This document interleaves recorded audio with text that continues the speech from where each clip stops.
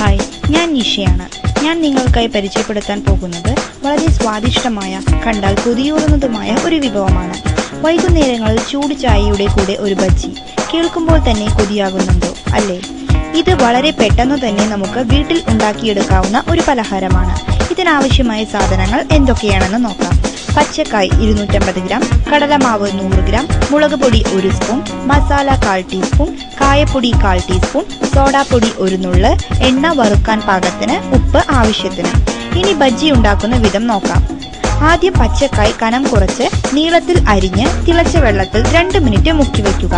കടലമാവ്, ഉപ്പ്, മുളക് പൊടി, മസാല, കായപ്പൊടി, സോഡാപ്പൊടി എന്നിവ ആവശ്യത്തിന് വെള്ളവും ചേർത്ത് നന്നായി കുഴച്ചു വെക്കുക.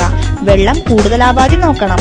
എന്നിട്ട് ഇതിൽ പച്ചക്കായ ഓരോ കഷ്ണങ്ങളായി മുക്കി ചൂടായ എണ്ണയിൽ വറുത്തെടുക്കാം. ചൂടോടെ ചായക്കൊപ്പം കഴിക്കാം. എല്ലാവർക്കും ഇത് വീട്ടിൽ വളരെ എളുപ്പത്തിൽ ഉണ്ടാക്കാവുന്ന ഒരു 4 മണി പലഹാരം കൂടിയാണ്. ഇത് എല്ലാവരും പരീക്ഷിച്ചു നോക്കാൻ മറക്കരുത്.